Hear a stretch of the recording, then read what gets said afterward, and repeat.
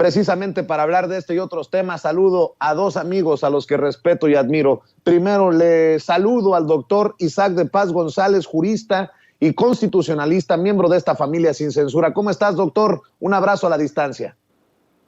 ¿Qué tal, Vicente? ¿Qué tal, público? Aquí saludando a todos, a Jaime especialmente, a todo el equipo. Buen día. Gracias, buen día, doctor, y saludo al maestro Jaime Hernández, editor de la Jornada Sin Fronteras, también miembro de esta familia sin censura. Querido Jaime, un abrazo.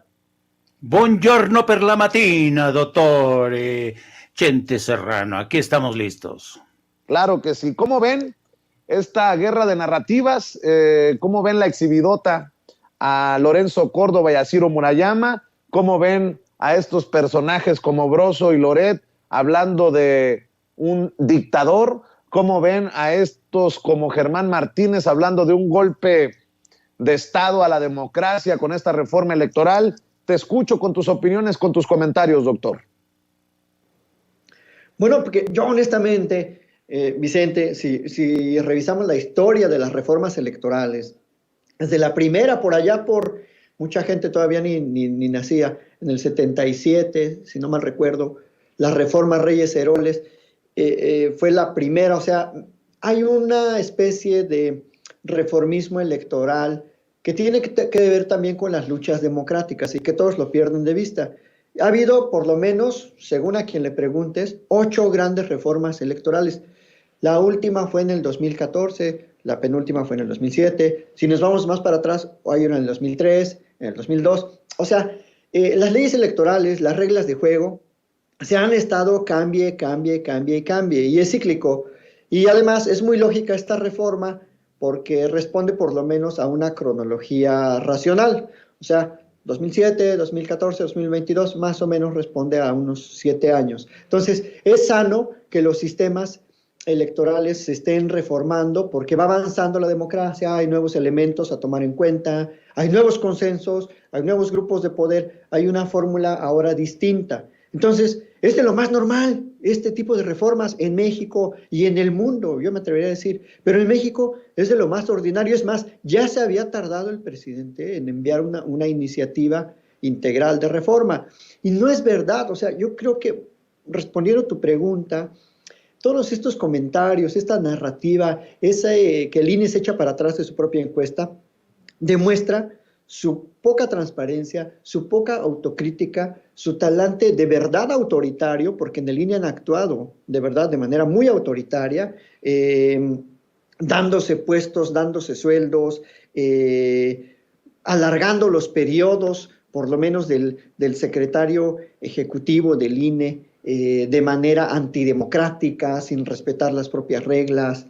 Entonces, yo creo que es una respuesta de esta gente que busca, eso sí, perpetuarse en el poder del INE. Ellos sí buscan perpetuarse en el poder del INE. Tan se han perpetuado que debieron todos, con esta reforma del IFE-INE, debieron todos renunciar y debimos nombrar a nuevos consejeros.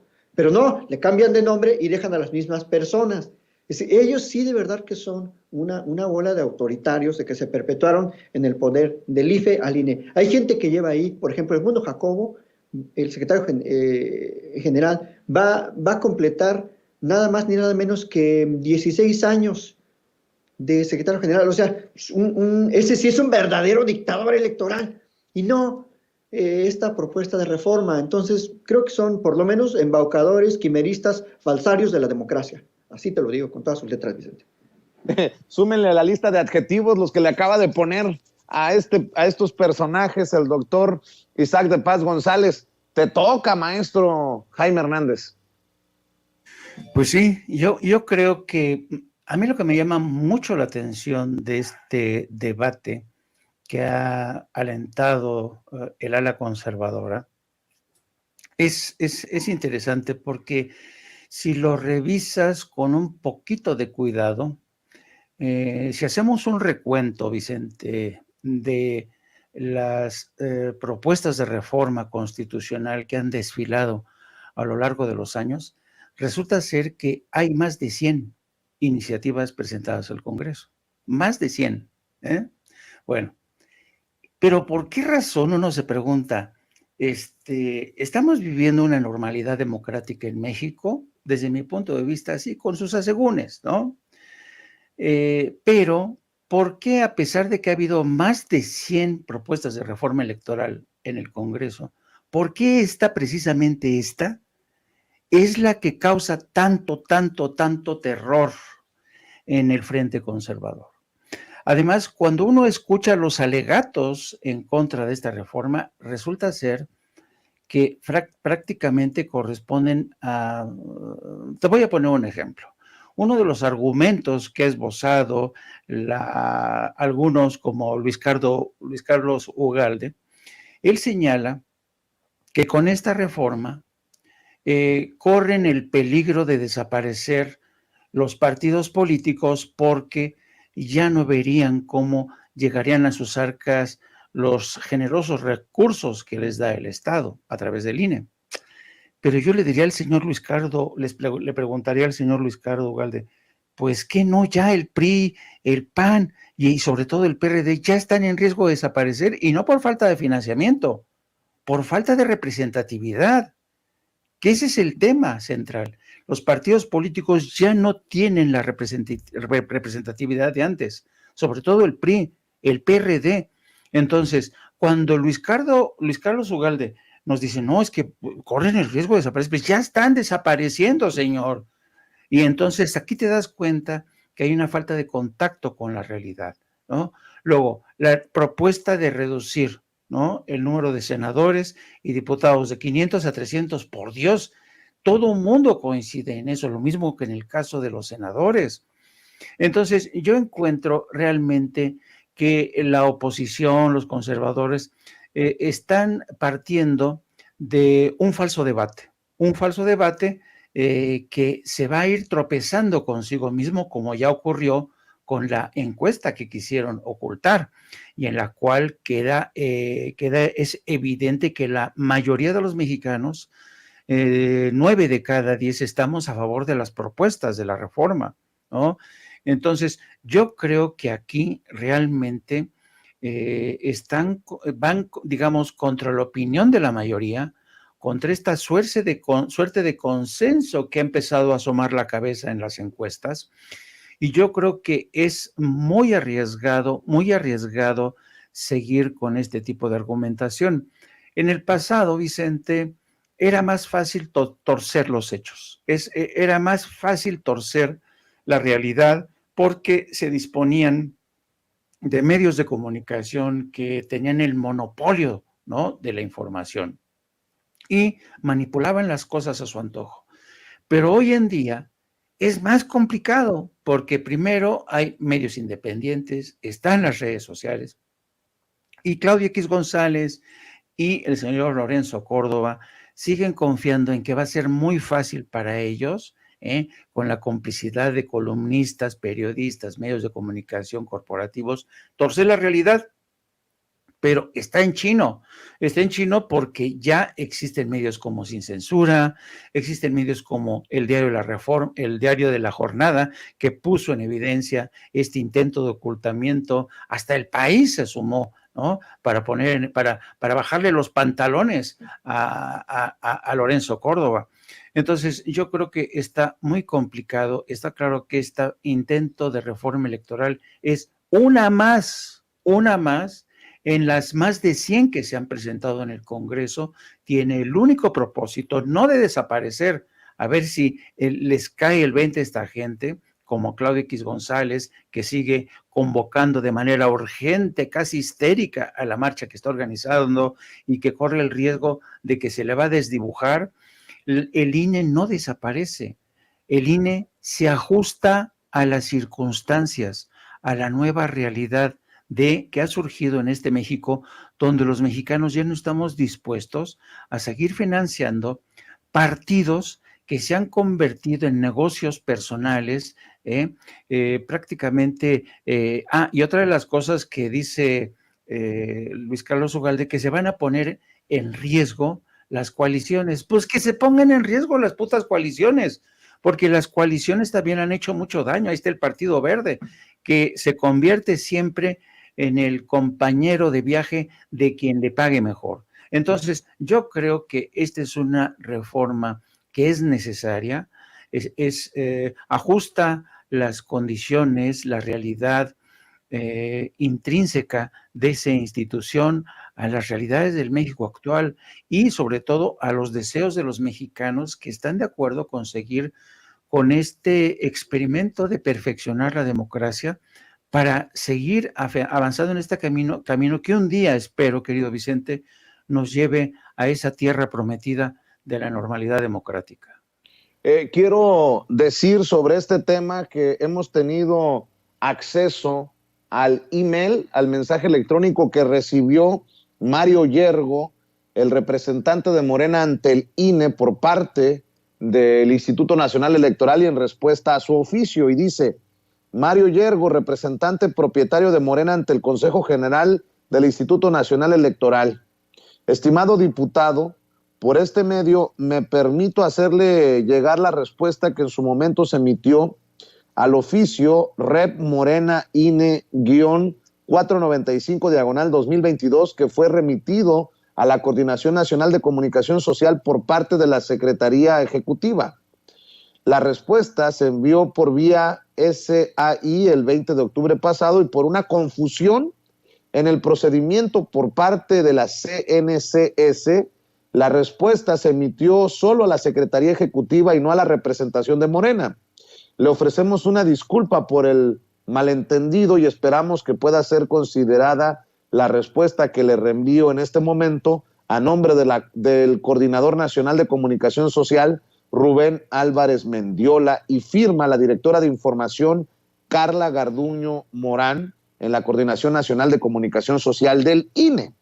Bueno, pues también tenemos la respuesta, bueno, la declaración que da Ciro Murayama a través de las cuentas oficiales del INE. Y fíjense nada más lo perversos que son, doctor, querido Jaime. Sondeos que se hacen para evaluar el trabajo de la institución son de consumo interno. No, nada más falta que acusen a Mario Yergo de haberlo publicado cuando era para consumo interno. Y esto se lo dijo a Sergio Sarmiento y a Lupita Juárez en el Heraldo Radio en entrevista Ciro Murayama. Están para llorar estos grandes demócratas de México. Otra vueltecita, mi querido doctor.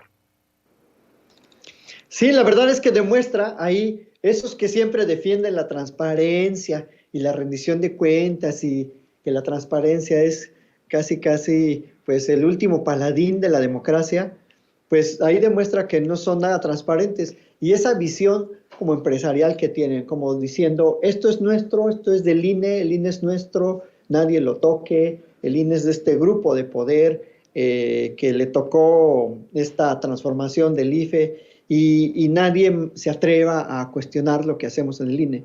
Y por eso están manejando toda su estrategia mediática, publicitaria, y creo que lo que deberían de hacer es acudir a los foros del Parlamento abierto, ofrecer sus argumentos, su contrapropuesta, porque en realidad, como dice Jaime, o sea, los partidos pueden desaparecer por muchas razones y partidos han ido y han venido en los últimos 30 años en México, de todos los colores y sabores que querramos. Entonces, y eso corresponde pues a un desarrollo natural de las fuerzas políticas y de las simpatías políticas.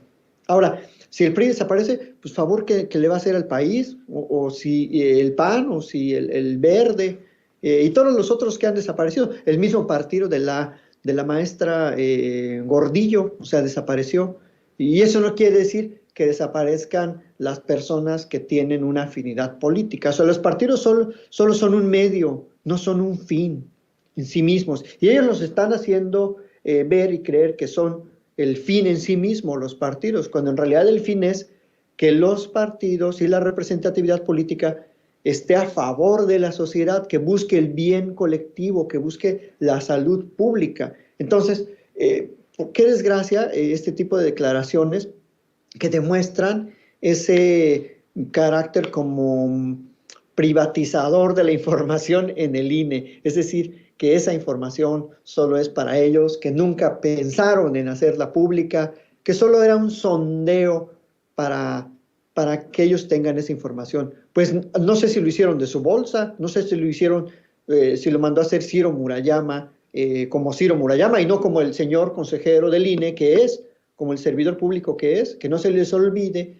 que todos ellos tienen sueldos públicos y por tanto todo lo que hace el INE está sujeto al escrutinio público y a la información que nosotros queremos conocer y acceder. Pues no se supone que eso es el chiste de la famosa transparencia que tanto defienden. Entonces, bueno, volviendo al punto, pues eso demuestra que no tienen una defensa racional en contra de la propuesta de reforma, que solamente están creando una narrativa oficialista del INE y que ni siquiera están valorando que es hora ya de que se reforme el INE, que es esos órganos de tiempo en tiempo se tienen que ir adaptando a la sociedad y no nosotros a ellos, porque son órganos que tienen que tener un beneficio social. Eso ya se les olvidó, o sea, y se le olvida a Ugalde, que siempre ha sido un lastre para la democracia en México, ese tal Luis Carlos Ugalde, el que no pudo dar los resultados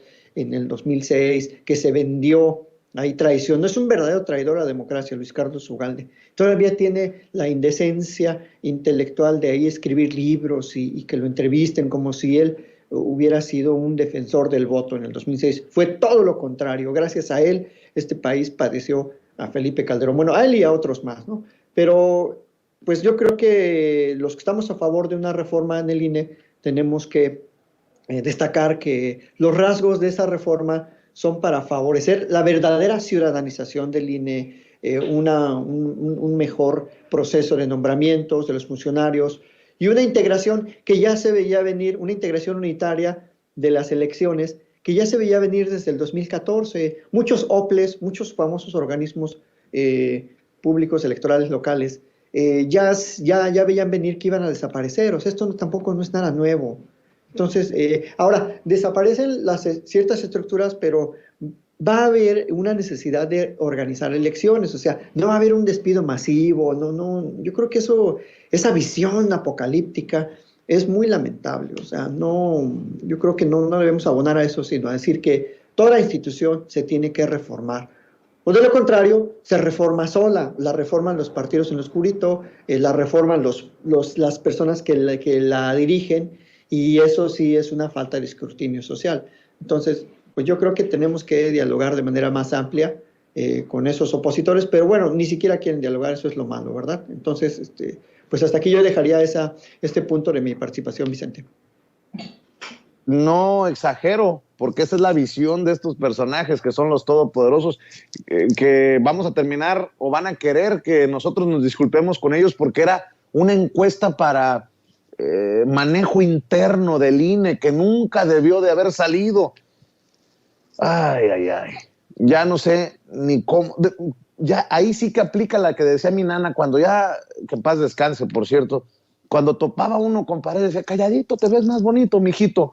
Pues si ya están exhibidotes, qué necesidad de seguirse batiendo en el lodo. Pero bueno, así estos personajes que, pues insisto, están muy mal acostumbraditos a tener siempre la razón.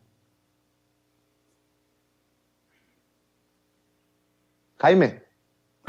Sí. Yo creo que esta gente, fíjate que en muchos sentidos esta gente, y esto lo demuestra esta suerte de queja, estos personajes como Lorenzo Córdoba, todos ellos, Ciro Murayama, se creen los dueños del INE, en verdad, lo han patrimonializado, y eso es quizá lo más peligroso, ¿no? No se dan cuenta que quienes están exigiendo cambios no es la oposición, no es el gobierno, no, es la ciudadanía.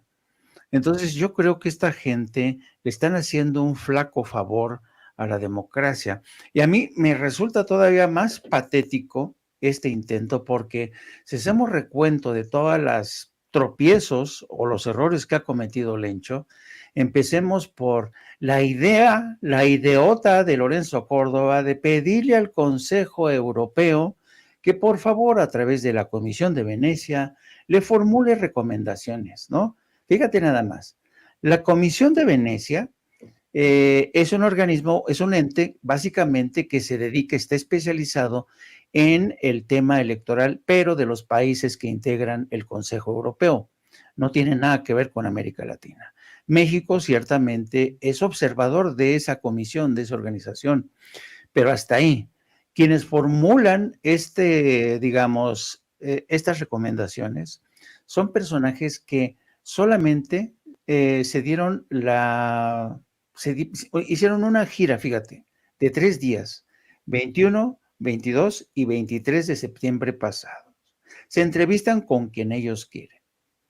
Y ya hemos dicho que el gobierno mexicano, al reaccionar este informe presentado a la medida de los deseos del Lencho, el gobierno de México, a través de la Secretaría de Relaciones Exteriores, dijo: oiga, señores, hubiera sido deseable que ustedes también tomaran en cuenta la opinión de todas las voces que hay en este país, la oposición, ciudadanos, organizaciones, que están a favor de una reforma electoral, pero no, los de la Comisión de Venecia, como le tenían que entregar este producto a Lencho en bandeja de plata, dicen: no, así con este reporte quedamos bien con Lencho, y se acabó.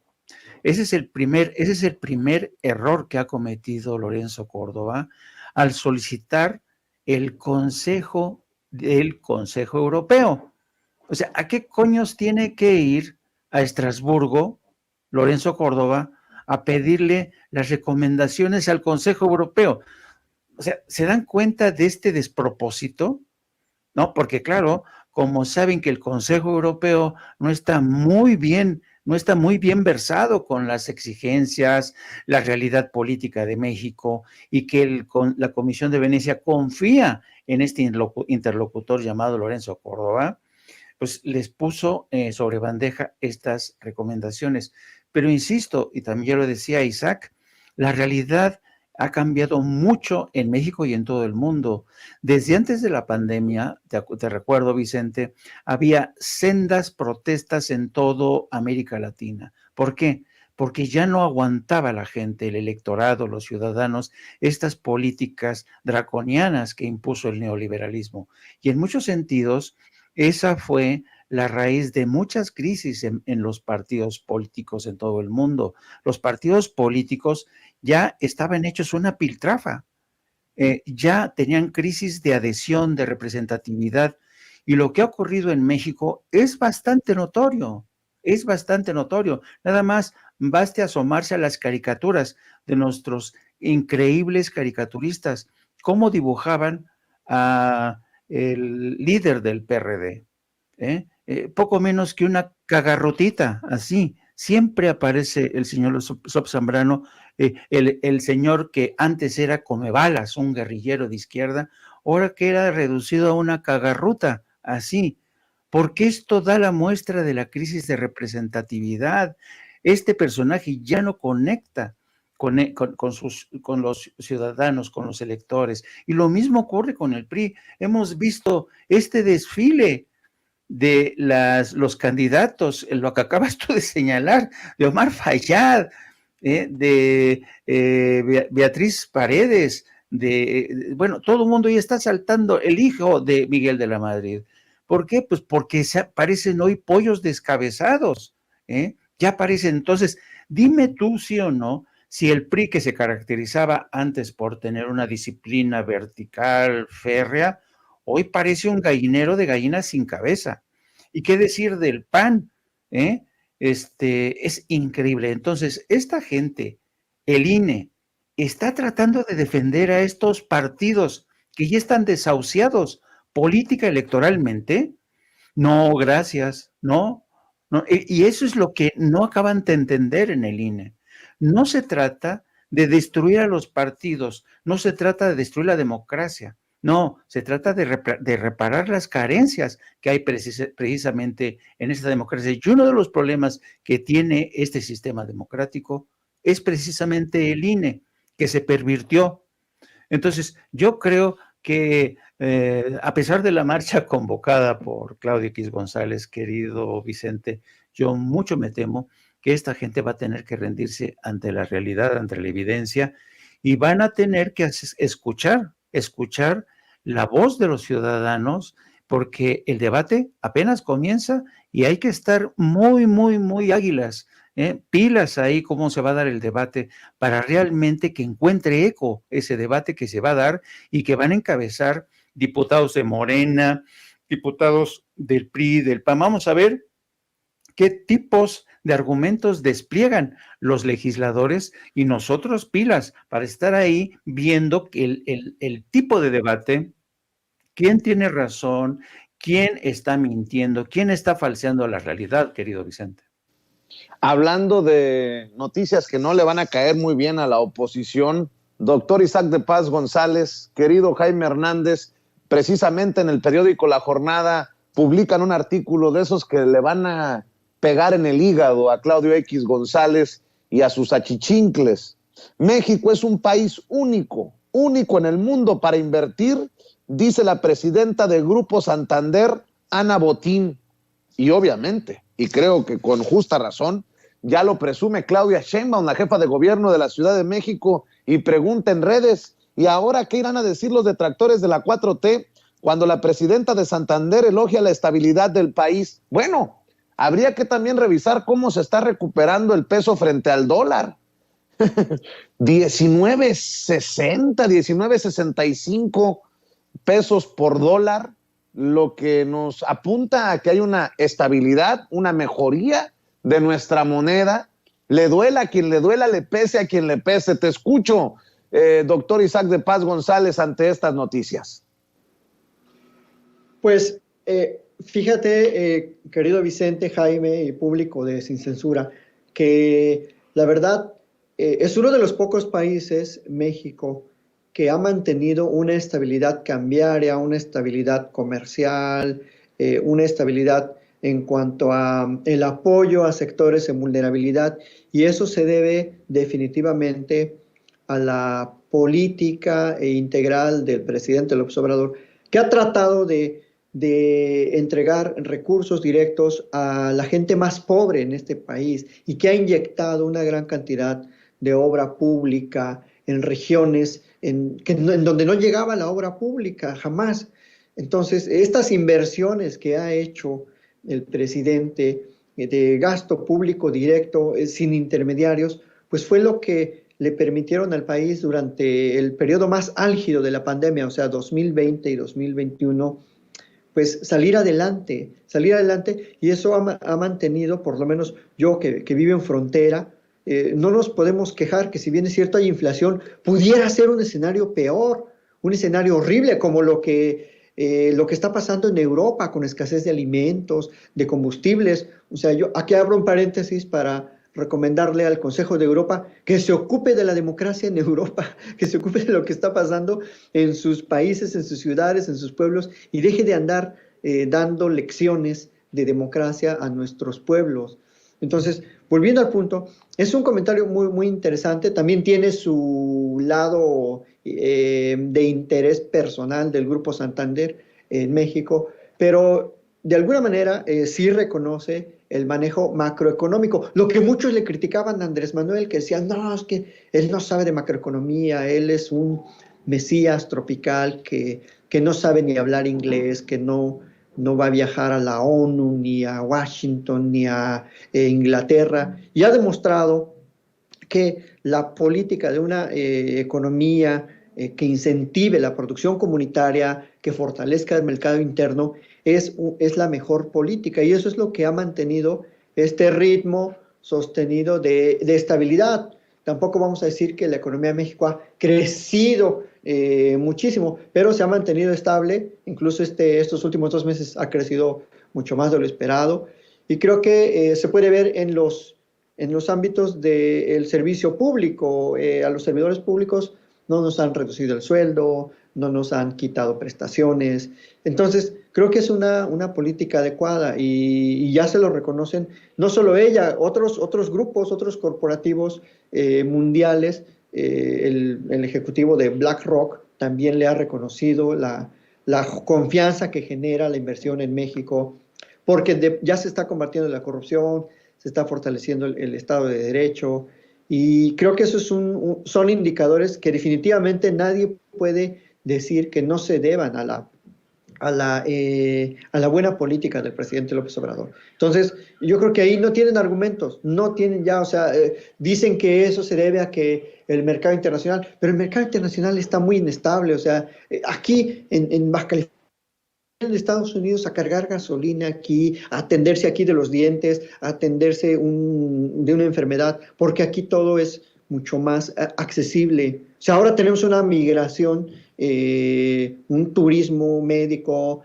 o un turismo en todos los sentidos, que viene a México a tener buenos servicios de buena calidad y prefieren los servicios de este país que los de California. Entonces, la verdad es que es gente esa que critica la política económica, que no ignora muchísimo de la economía real, de cómo se mueven el día a día, que la gente por lo menos tiene lo elemental para ir satisfaciendo sus necesidades. Y creo que es una política acertada del presidente y que así va a seguir en el sexenio. Si estuviéramos en otro escenario, no, hombre, yo aquí te lo he dicho sin censura, con un MIT o un que anda prófugo, canalla, pues ya estuviera el dólar, no sé, como en 40 pesos, o por lo menos en 30 y tantos, y la gasolina también en 30 pesos el litro. Entonces, y la deuda pública aumentando, porque lo único que supieron hacer los neoliberales era ir allá a llorar al Banco Mundial, al Fondo Monetario, a pedir una lana. Parecían Aguilar Camino, ay, unos milloncitos, patrón, présteme unos milloncitos, licenciado, adelánteme unos milloncitos, licenciado.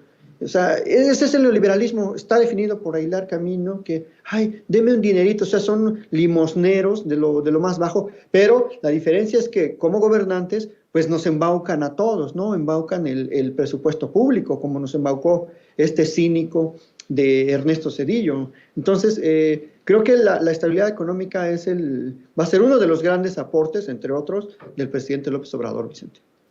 Así es, Jaime, ¿tú cómo ves a estos que quedan como imbéciles, que tanto han criticado las políticas económicas del presidente? Y bueno, con estas noticias, los datos duros apuntan a que México, si no va bien al 100%, va en el camino correcto. Yo creo que lo que pasa, yo no sé, porque sobre todo, ¿sabes qué? Yo creo que en México ha habido toda una generación de analistas económicos que más que analistas se convierten en correas de transmisión de lo que quiere decir el poder corporativo, la banca, etcétera. Desde mi punto de vista, en México, con muy contadas excepciones, hay realmente analistas económicos serios. Uno de ellos, por ejemplo, Mario Campa, que forma parte de esta familia, pero realmente hay pocos analistas que sean objetivos, puntuales, incisivos y que sobre todo tengan el contexto general. Y es muy importante tener en cuenta el contexto general porque de esta manera entiendes que en realidad México se salva de un montón de cosas. Por ejemplo, este pronunciamiento de la señora Ana Botín, una de las mujeres más poderosas en España, te demuestra que, porque ella, ponte a pensar en lo siguiente, ella ya tiene esta panorama, porque al mismo tiempo que está viendo cómo están en España, está viendo cómo están las cosas en México. Y el hecho de que ella haya dicho que en México es un país excepcional para invertir, es porque es una declaración realmente extraordinaria y no se equivoca. Mira, en España en estos momentos tienen serias dificultades por el tema de la inflación que es galopante, el tema de la guerra en Ucrania, que ha disparado los costes de la energía y las tasas de interés. Entonces, fíjate que solamente te voy a poner un ejemplo de cómo, qué tan difíciles están las cosas en España. En España hay un conjunto de empresas que el gobierno español caracteriza o cataloga bajo el rubro de indispensables para España. Y una de esas empresas que resulta que es indispensable para España, ¿sabes cuál es? Se llama el Grupo Prisa, que es el que edita El País. Bueno, ahora mismo el país está en serios problemas, está muy endeudado y están tan endeudados que necesitan necesariamente ampliar el capital. y no ven están buscando qué socios pueden inyectarles una ampliación de capital que ronda los 150 millones de dólares. Y esos 150 millones de dólares los puede aportar el grupo Mediaset que pertenece a Silvio Berlusconi. Pero ¿qué es lo que pasa aquí? Que el gobierno español tiene una ley que dice que no permite que capitales extranjeros inviertan más del 10% en empresas consideradas estratégicas. Y Prisa es una de esas empresas consideradas estratégicas que posee el diario El País y la radio, que es la cadena SER. Pues en estos momentos, el país quiere ampliar el capital por 150 millones de dólares, se lo ha propuesto a Mediaset. El gobierno del señor Pedro Sánchez tendrá que decidir si acepta esta inversión para que sobreviva el país y la cadena SER, o le dice al grupo Prisa, búscame por otro lado, busca por otro lado, porque yo no quiero que el señor Berlusconi, el grupo de Mediaset, se haga con el control de una de las empresas que es estratégica te das cuenta es muy interesante este caso del país en el contexto actual en el que España está defendiendo, está boca arriba, primero porque muchas de las empresas que controlan la energía, Iberdrola, todo eso, pertenecen a capital privado. Y ahí están sufriendo como nunca porque el gobierno socialista desde Felipe González no previeron, y luego con el gobierno popular de José María Aznar no previeron que Iberdrola iba a llegar y se iba a comer todo el mercado, algo que sí hizo Andrés Manuel López Obrador. Dice, no van a pasar más, no voy a permitir que ustedes le truenen los dedos luego al gobierno, a mi gobierno, como están haciendo con el gobierno de Pedro Sánchez. Iberdrola los truenan los dedos al gobierno de Sánchez y no le queda más remedio que al gobierno decretar que los ciudadanos, pueden planchar en la noche, para así no, porque es las tarifas más bajas, ¿no? Pero ahora les toca defender al diario El País y a la cadena de Radio SER, porque estos medios han endeudado, se les han multiplicado los costes de producción por el alza de las tarifas, sobre todo energéticas. Así es que te das cuenta por qué Ana Botín, cuando mira hacia México y dice, este es un país que es increíble, hay que invertir ahorita en país. ¿Por qué? Porque tenemos más estabilidad.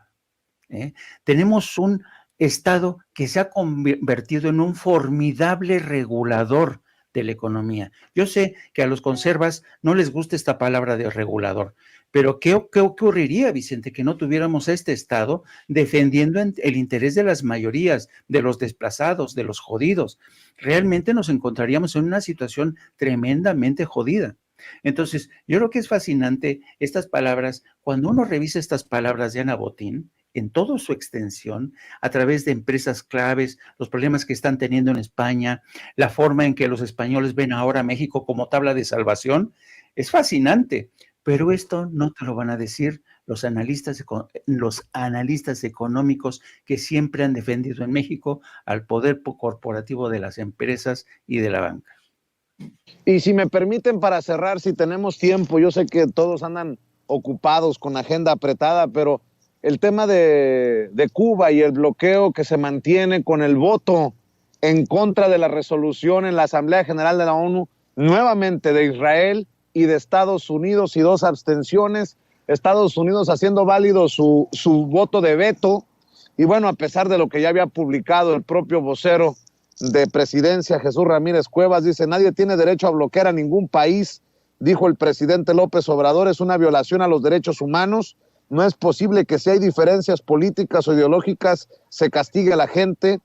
El presidente hoy en la mañana expresó su esperanza de que en la ONU la mayoría votara en quitar el bloqueo a Cuba y que Estados Unidos no vetara la resolución, cosa que no ocurrió. Estados Unidos veta la resolución, vota en contra junto con Israel y se mantiene esta triste historia del bloqueo de Estados Unidos contra Cuba. Tus comentarios, tus opiniones, doctor Isaac de Paz González, para cerrar. Pues muy coherente con la política de Estados Unidos de defender en el discurso los derechos humanos cuando le conviene imponer sus intereses comerciales y corporativos en el mundo y realmente no hacer nada cuando de verdad se trata de defender la economía de un pueblo que ha padecido muchísimo el bloqueo. Y qué lástima porque se supone que había unas pláticas en la era Obama, un acercamiento muy importante y creo que es un triunfo político, no jurídico desde luego por el veto, pero sí político de Cuba, en general de la sociedad civilizada, de las naciones que votaron rotundamente y sin miramientos porque se acabe ese bloqueo que le limita mucho el crecimiento económico a Cuba, las relaciones comerciales y que al final solo perjudica a la sociedad, a la población cubana. Entonces, qué bueno que México votó en contra del bloqueo y que pues todos los demás países también en ese sentido. Y como siempre, pues ya no es ninguna noticia que Israel y Estados Unidos veten este tipo de resoluciones y voten a favor de que siga ese bloqueo inhumano. Entonces, pues es muy consistente también el voto de México con la política exterior que marca la Constitución, la autodeterminación de los pueblos, la no intervención, la solidaridad internacional. Entonces, no tiene nada que ver con izquierdas y derechas, simplemente es desde mi punto de vista, es una concepción muy humana, que además está desde la Carta de las Naciones Unidas, está en el pacto que firman en el todos los países que se adhirieron a la Organización de las Naciones Unidas y que tampoco no es algo inventado per se por México, es simplemente un valor internacional que debemos como pueblos hermanarnos y solidarizarnos en el progreso y en la búsqueda de la paz. Así que, pues bien por Cuba, porque es un rotundo éxito, simbólicamente hablando, desde luego, y qué lástima que otra vez se perdió una oportunidad para que se terminara el bloqueo.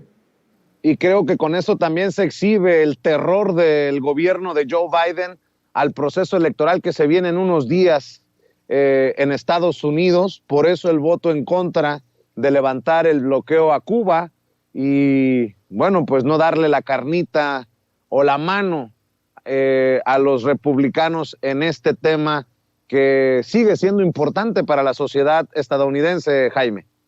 Efectivamente, como tú bien señalas, yo creo que por primera vez, aunque el presidente sea muy generoso con el presidente Biden, hay que saber que realmente es muy triste cómo Joe Biden, que hoy está más débil que nunca, está bajo el 40% de aceptación, se arredra ante lo que seguramente sería una contraofensiva del Partido Republicano. Pero también esto demuestra, querido Vicente, el poder tan desmesurado que tienen ciertos políticos de origen cubano en los partidos políticos, particularmente en el Partido Republicano. Y es realmente cruel que políticos de origen cubano traicionen de esta manera a sus propios congéneres en la isla. Es lamentable. Ahí te das cuenta de cuánta miseria hay en la política de Estados Unidos. Estos señores, estos políticos de origen cubano, no quieren perder, no quieren salir de su zona de confort, no quieren que ya no les llamen luchadores de la paz, luchadores de la democracia, cuando en realidad ya se han convertido realmente en torturadores de una población que ya nada tiene que ver incluso con el pasado. ¿Y cuánta gente está haciendo lo imposible por sobrevivir? ¿Cuánta gente no puede recibir, como decía el presidente de la República esta mañana, las remesas de sus gentes? Pero yo creo que también Joe Biden, a mí me hubiera gustado que realmente Joe Biden se diera cuenta de lo que ya sabía perfectamente Barack Obama. Barack Obama sabía que si mantenía el bloqueo contra Cuba, lo que iba a hacer es que Estados Unidos se iba a mantener más aislado todavía de América Latina y del mundo, porque la votación ha sido abrumadora, 185 contra 2, con la abstención de Brasil y Ucrania. Entonces, aquí quien está aislado del mundo no es Cuba. Cuba cuenta con la solidaridad de países como México y sobre todo ahora que el hemisferio ha dado un giro a la izquierda. Cuba va a contar con la solidaridad de todos los latinoamericanos, mientras Estados Unidos se aísla a sí mismo y se enquista en una política completamente desfasada de la época de la Guerra Fría, que ya no tiene razón de ser. Es realmente patético y esto te da cuenta de cómo la polarización en Estados Unidos, eh, sobre todo este viaje del Partido Republicano y también del Partido Demócrata, este viaje a la extrema derecha, hace un daño tremendo. Y yo creo que en México, por cierto, también hay partidos que se han corrido a la extrema derecha. Es el caso del PAN, con personajes como Kenia Rabadán, Xochitl Gálvez, Lili Telles. Y esta gente que se ha corrido hasta la extrema derecha en partidos en México, no se dan cuenta que al correrse hasta los extremos, el problema luego va a ser que van a tener muchas dificultades para regresar al centro y a la moderación para ser considerados como interlocutores válidos en un proceso de perfeccionamiento de la democracia. Eso es lo que ha pasado en Estados Unidos con estos personajes que insisten en presentar a Cuba como el gran enemigo, ¿no? Un enemigo que lo tienen ahí muerto de hambre, aislado, con bloqueos. Es impresionante y a pesar de ello, Cuba ha mantenido esta dignidad, ¿eh? Contra viento y marea, contra las tormentas que le dan, los huracanes que les han caído encima, y tienen la mano de México, tienen la mano de América Latina. Y yo sospecho que esta insistencia de Estados Unidos de seguir manteniendo a Cuba en el sótano se va a convertir, se va a revertir en contra de ellos, porque yo te apuesto, Vicente, que América Latina no va a abandonar a Cuba. Nunca América Latina ha abandonado a Cuba y nunca la va a abandonar. Así es que aquí quien va a salir perdiendo, mucho me temo, es Estados Unidos. Y lástima que el presidente Biden no haya tenido este sentido que tienen que tener los estadistas. Hubiera sido preferible que Joe Biden, que tiene muy difícil mantener el poder, por lo menos va a perder, se vaticina, las dos cámaras. De nada va a servir esta insistencia en bloquear a Cuba. Yo creo que hubiera sido mejor que Estados Unidos prefiriera perder estas elecciones, eliminar el bloqueo de una vez por todas, porque de esta manera Joe Biden pasaría a la historia como un gran estadista y no como un presidente, ¿sabes?, pusilánime, que ha preferido sucumbir a las presiones de los más extremistas en el seno del Partido Republicano y el Partido Demócrata. Pues mi querido Jaime, cerremos invitando a la gente a tus trincheras, maestro. Te mando un abrazo y gracias por tu compromiso con la audiencia de Sin Censura. Muchas gracias. El agradecido soy yo, querido Vicente, por darme acceso a tu espacio, que es uno de los más vistos, y te agradezco infinitamente por tu generosidad. Una generosidad que es propia precisamente de los no pusilánimes, de la gente que realmente tiene un sentido bastante claro de lo que es el futuro y lo que es la historia. Te agradezco mucho esta preferencia y les pido a la gente que por favor nos acompañen, se sumen a nuestro proyecto también de No Apto para Cínicos. Empezamos a transmitir a partir de las 14 horas y también les pido que nos sigan a través de nuestras cuentas en redes sociales, a través de mi cuenta de Twitter, @Jaime Journo, y también a través de la sección de La Jornada Sin Fronteras de nuestro gran periódico La Jornada. Don Vicente, don Isaac, le mando un abrazo a los dos. Gracias, maestro Jaime. Doctor, también hay que invitar a la gente para que te apoye a ti, para que te siga en tus espacios.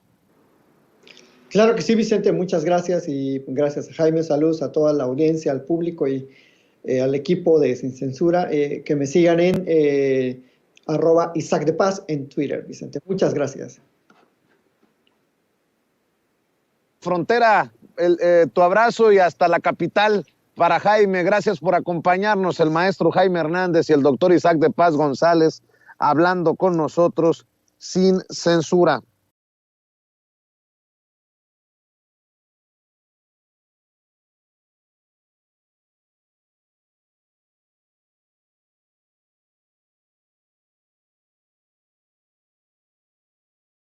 déjeme saludar con esto al doctor Víctor Aramburu, conductor de espacios informativos en Capital 21, el canal de la Ciudad de México. Querido Víctor, pues hablemos de estos temas. Me parece interesante lo que escribe Jorge Cepeda Patterson y pues nos pone de pechito el debate. ¿Cómo estás, Víctor? Hola Vicente, pues bien, ¿tú cómo andas? Me dijeron que andabas un poco agripado, pues gusto en saludarte, ya tenía rato creo que también que no nos veíamos, ¿no? Quizá un par de semanas por ahí. Prefiero andar agripado que agripedo, mi querido Víctor, pero cada quien. No, pues no te sí, andamos un poco agripados. Así es. Oye, pues mira, yo coincido parcialmente en algunas cosas, o sea, sobre todo en el diagnóstico de Cepeda Patterson. Digo, hay que recordar que casi siempre trata de hacer sus matices y vamos de ser como una suerte de fiel en la balanza, ¿no? O sea, que eso es como su estilo, o sea, finalmente es como una suerte de partidario crítico, ¿no? Como otros periodistas. Pero bueno, sí, claramente es más simpatizante, creo yo, bueno, al menos por la conclusión de este artículo, del presidente López Obrador, o al menos de lo que el presidente intenta hacer, ¿no? Nada más que sí, yo también quizá haría la misma crítica un poco también en el sentido de lo que vas. De hecho, para mí, creo que el obradorismo ha sido suave, o sea, con todo lo que sucedió particularmente en los sexenios de Felipe Calderón y de Peña Nieto, o sea, el saqueo que se hizo, al sector energético, a las empresas estatales. Bueno, eso viene desde tiempos de Miguel de la Madrid, pero particularmente el que tenemos más reciente y más fresco y en el cual pues todavía podemos encontrar pues casos para abrir carpetas de investigación y que no se han hecho en ese sentido. O sea, yo creo que el obradorismo ha sido todavía pues suave en el tratamiento de los expresidentes y algunos de sus lugartenientes. Digo, sí está el caso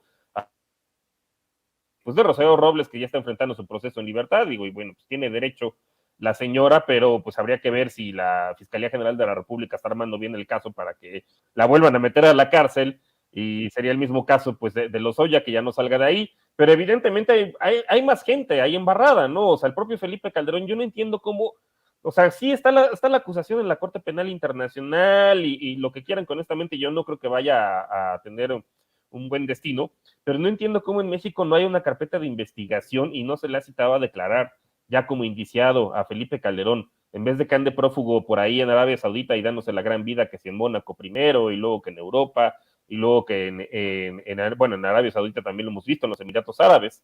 Y lo mismo Enrique Peña Nieto, o sea, habiendo tantos casos de corrupción, yo no entiendo por qué Enrique Peña Nieto no ha sido pues citado a su audiencia inicial. Lo mismo que también, bueno, Videgaray y muchos otros cómplices que también participaron pues en estas cuestiones.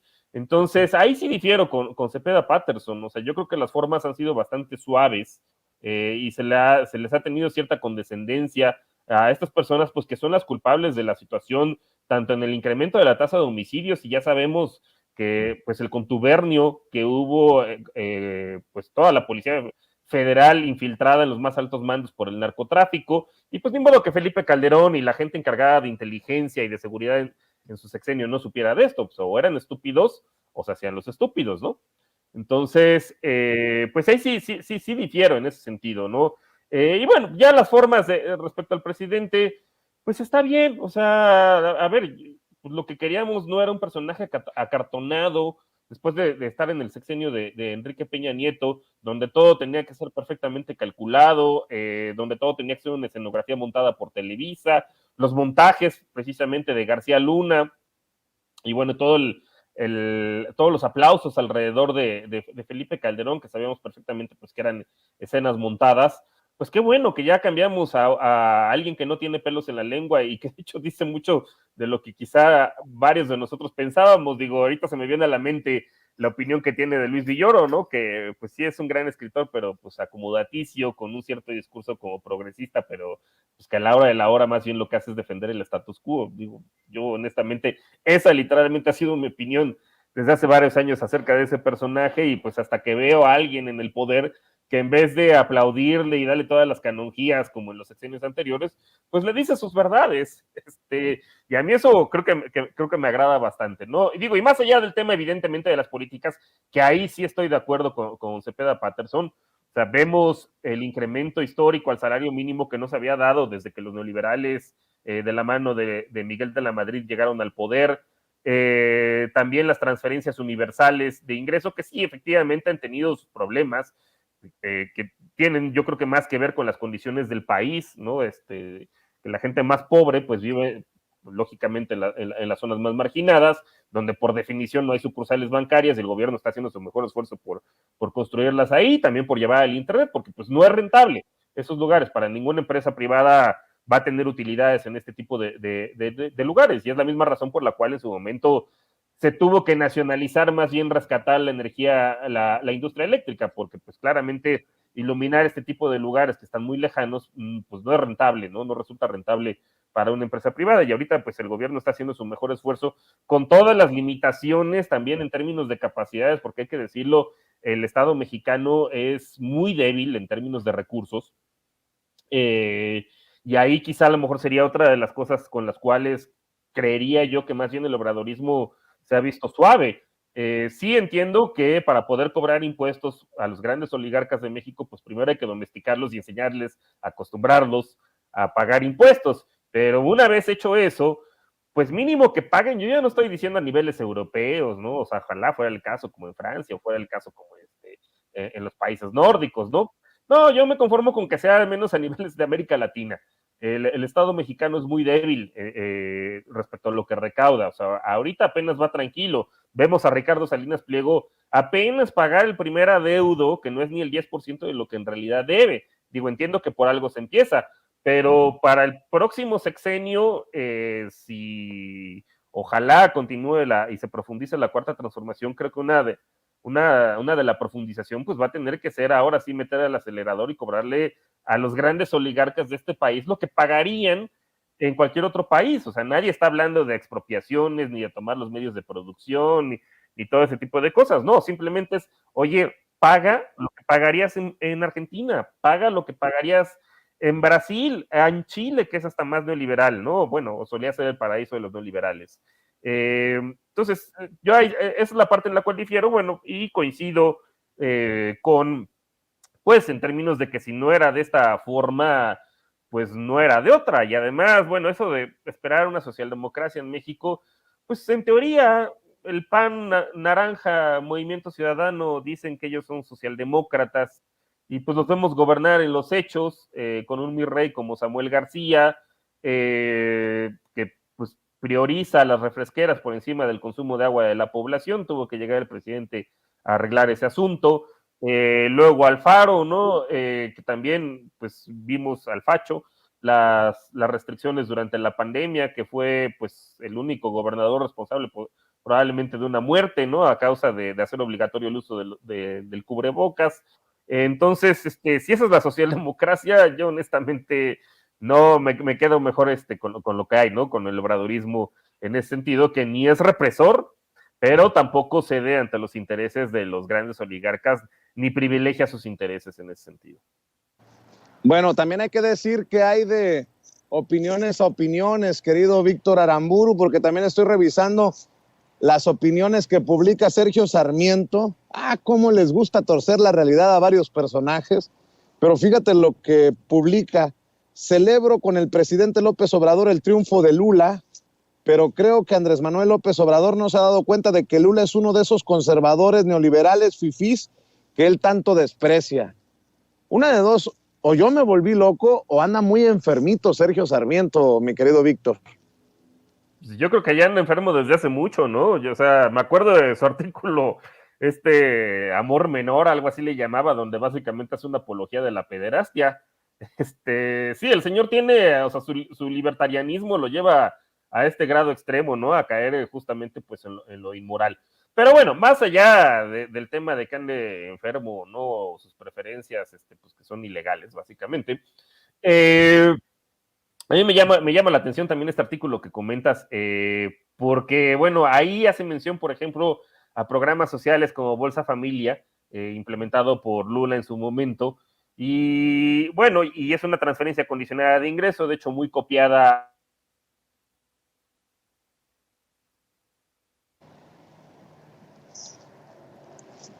Bueno, creo que hemos perdido a Víctor Aramburu. Vamos a ver si reconectamos con él en esta transmisión que estamos realizando, él en la Ciudad de México, nosotros desde el área de San Francisco, California. Déjeme ver si podemos reconectarnos con él. Te perdimos por unos segundos, Víctor, te escuchamos nuevamente. Listo, sí, ya estaba hablando mal de Sergio Sarmiento y mira, ahí me cayó, pero no tengo Total Play, todavía soy presa del monopolio de Slim, que digo, pues hay de oligarcas y creo que da mejor servicio Slim, ¿no? Y en general, pues si es de preferir enriquecer a alguien, creo que prefiero a Slim que a Salinas Pliego. Pero bueno, estaba comentando este asunto, pues que pone como ejemplos inválidos, creo yo, bueno, pues el caso de Bolsa Familia. Bolsa Familia, pues fue un programa efectivamente de transferencias condicionadas de ingreso. Aquí la condicionalidad básicamente era que los niños fueran a la escuela y bueno, se les pasaba asistencia, lo cual eso a veces se prestaba en algunos casos a corrupción. No voy a decir que en una situación generalizada, pero no faltaba por ahí uno que otro maestro que se aprovechaba de esa condición y pues les pedía un moche, ¿no? Por ahí. Y pues era un programa focalizado que solamente se le daba a la población que estuviera por debajo de una línea de pobreza muy minimalista y muy arbitraria. En el caso de Bolsa Familia, pues la lógica era más o menos la misma, o sea, operaba muy, muy parecido. Pero pues lo que tenemos son las becas Benito Juárez, que básicamente el principio es el mismo.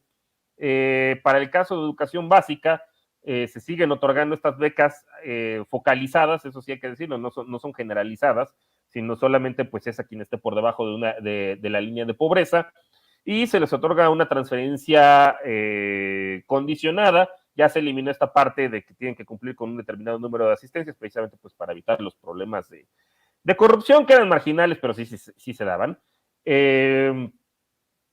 Pero, bueno, vamos, o sea, ese programa de alguna forma sigue operando y lo que se hizo más bien fue universalizar las becas de educación media superior, lo cual creo yo que es un acierto, porque las propias evaluaciones de este programa bueno, que fue un cambio el nombre, ¿no? A Progreso, Oportunidades, Prospera, pues decía de manera sistemática, y además es algo de sentido común, que quien tiene el mayor costo de oportunidad o la tentación de abandonar sus estudios, pues sobre todo son los jóvenes mayores de 15 años, es decir, los que están en edad de asistir a la educación media superior. ¿Por qué? Porque pues su trabajo vale más, ¿no? Ya puedes manejar un pecero, vender cosas en algún tianguis, vamos, como lo que se puede ver en algunas películas, ¿no? O sea, quizá como Chicuarotes o como Amarte Duele, ¿no? Que es el tipo de actividades que tienen ellos. O la tentación en el norte, pues, de entrar a trabajar a una maquiladora. Entonces, de ahí que se hayan vuelto universales, porque no es un problema exclusivo de la gente pobre, sino pues es un problema que aqueja también a las clases medias, el abandono y la deserción escolar. Entonces, en ese sentido, pues creo que ese primer argumento pues es inválido, porque pues un programa así sigue operando, y de hecho lo que se hizo fue pues incluso expandirlo, ¿no? Menciona también el caso de los subsidios a la gasolina. Digo, yo ahí concuerdo, los subsidios no deben ser, particularmente a los energéticos, no deben ser una situación permanente, pero en la condición en la cual nos encontramos hoy a nivel internacional y que además, pues privatizaron en su momento los trenes, pues lo único que queda, digamos, para poder movilizarse, pues es el transporte automotor. Y en ese sentido, por lo pronto, un subsidio a la gasolina, pues es vital para que esto no se traduzca en inflación todavía más de la que ya de por sí hay en otro tipo de bienes.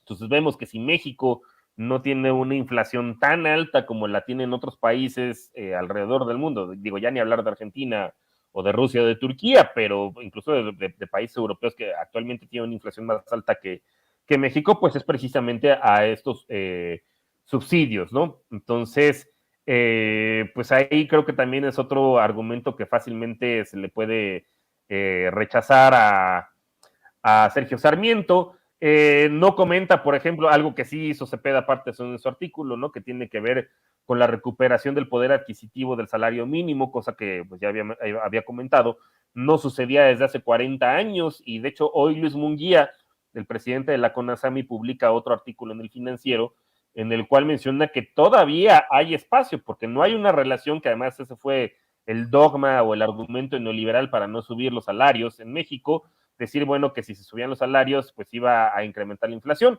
Lo que estamos viendo hoy es que fuera de la inflación que viene del exterior por la guerra entre Ucrania y Rusia, que ha impactado al precio de los alimentos y de los energéticos, en realidad esta recuperación del salario mínimo en México no ha tenido efectos inflacionarios. Ese es otro dogma que se cae. Y en ese sentido, pues todavía hay espacio para seguirlo subiendo, dice el presidente de la Comisión Nacional de los Salarios Mínimos. Y pues en ese sentido, pues yo no veo cómo el presidente López Obrador vaya a ser neoliberal si uno de los dogmas neoliberales pues es este, que si suben los salarios, pues se va a incrementar la inflación, y ya vimos que pues claramente no es el caso, y en cambio eso sí ha traído una reducción sustancial en la pobreza laboral. Lo vamos a ver seguramente en los próximos días, ahora que Coneval utilice los datos de la nueva encuesta nacional de ocupación y empleo. Seguramente vamos a ver una caída sistemática. Por lo pronto, pues son los niveles más bajos, al menos desde el sexenio, pues así claramente de todo el sexenio de Enrique Peña Nieto y parte del de Felipe Calderón, ¿no? Entonces, pues ahí también es otra parte que creo que se le puede refutar fácilmente a Sergio Sarmiento, que honestamente yo no sé dónde sacan que esta persona es experta en algo, ¿no? Y luego, bueno, ya otros que son de risa. O sea, el de decir que no vendió el avión presidencial, Lula, y que en contrario más bien lo recibieron como rockstar en el Foro Económico Social de Davos, eso honestamente pues es una estupidez, ¿no? Y realmente irrelevante, y ese es un foro donde justamente pues se van a reunir las élites a nivel internacional.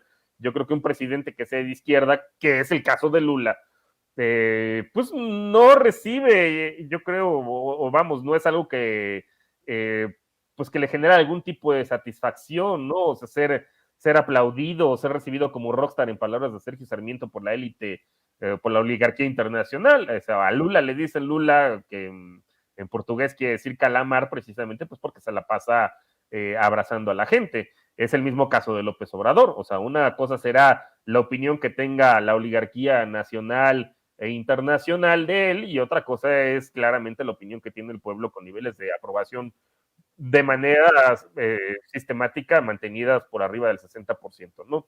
Entonces, y bueno, por ahí había otro argumento que también me daba risa de este artículo de Sergio Sarmiento, pero bueno, pues así es esta persona, y honestamente yo no sé por qué pues sigue figurando mucho, ¿no? Pero bueno, en algo sí coincido con él, pues es que Lula claramente es un líder de izquierda, y qué bueno que ya regresó a Sudamérica a deshacer el desastre ambiental y social que causó la extrema derecha, en este caso Bolsonaro, y pues a ver si así corregimos el rumbo con las dos economías más grandes de América Latina, tanto México como Brasil, y actuamos en bloque en esta ocasión, ya que anteriormente, pues desgraciadamente, cuando Sudamérica dio el giro a la izquierda, pues aquí teníamos un gobierno más parecido al de Bolsonaro, como el de Felipe Calderón. Pero bueno, pues ahora se nos presenta esta oportunidad y ojalá actuemos de manera conjunta y coordinada. Pues te mando un abrazo, Víctor, agradeciendo siempre estas oportunidades para compartir con la audiencia de Sin Censura. ¿Por qué no cerramos invitando a la gente a tus trincheras, Víctor Aramburu? No, al contrario, muchísimas gracias a ti, Vicente, por la invitación y pues por el espacio. A mí me encuentran todos los martes en punto de las 10 de la noche por Capital 21 en Economía con Sazón, y si no también pues me pueden encontrar en Facebook y en Twitter en los canales de la barra de opinión de Capital 21, también en YouTube. Si buscan también el canal de Capital 21, ahí van a encontrar con el hashtag Economía con Sazón, así todo de corrido, los programas pues actuales y también los anteriores. Y a mí en Twitter me encuentran pues ahí con la arroba que se alcanza a ver, @B de Víctor Aramburu Cano. Muy bien, pues te mando un abrazo, Víctor. Quedemos al pendiente para una próxima oportunidad. Cuídate mucho, que tengas un excelente día. Gracias, Vicente, igualmente. Sale, cuídate. Y déjenme saludar Amigos, amigas, regresamos en breve. Pero mientras seguimos hablando sin pelos en la lengua, sin censura, usted puede suscribirse a nuestros 3 principales canales en YouTube. Sin Censura Media, en donde tenemos más de 1,600,000 suscriptores. Sin Censura TV, en donde tenemos más de 1 millón de suscriptores. Y en Sin Censura Presenta, en donde queremos llegar muy pronto a los 100,000 suscriptores. Si usted ya está inscrito en Sin Censura Media, suscríbase en Sin Censura TV. Si ya está suscrito en Sin Censura TV y Sin Censura Media, suscríbase a Sin Censura Presenta. Recuerde que es gratis, no tiene que sacar un solo centavo de su bolsillo para apoyarnos. Dele clic en la campanita para que los señores y señoras de YouTube envíen las notificaciones cuando estemos transmitiendo en vivo y en directo o estemos subiendo videos. También nos puede seguir en Twitter en @Vicente Serrano y hasta en Instagram. Ojo, también estamos en Instagram. Son nuestras redes sociales y con el apoyo de ustedes seguimos creciendo, porque con ustedes todo, sin ustedes nada.